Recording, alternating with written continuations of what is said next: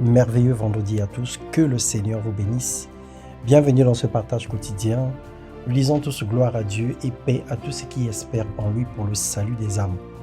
Le thème de notre méditation ce matin, Jésus-Christ revient bientôt, le crois-tu?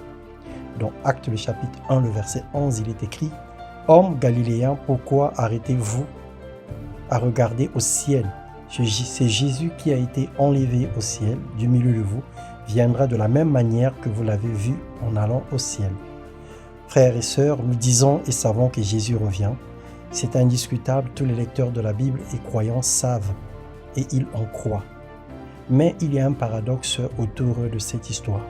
Nous croyons en Dieu et en son Fils Jésus-Christ, mais peu espèrent qu'il reviendra.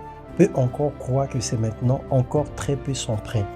1 Thessaloniciens, le chapitre 4, verset 16 à 8 déclare « Car le Seigneur lui-même a un signal donné à la voix d'un archange, et au son de la trompette de Dieu, descendra du ciel, et les morts en Christ ressusciteront premièrement. » Les signes s'accomplissent sous nos yeux, les événements qui précèdent son arrivée sont là.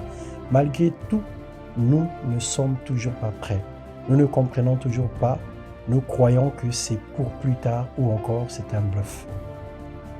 Matthieu 24, 44, il est écrit « C'est pourquoi vous aussi tenez-vous prêts, car le Fils de l'homme viendra à l'heure où vous n'y penserez pas.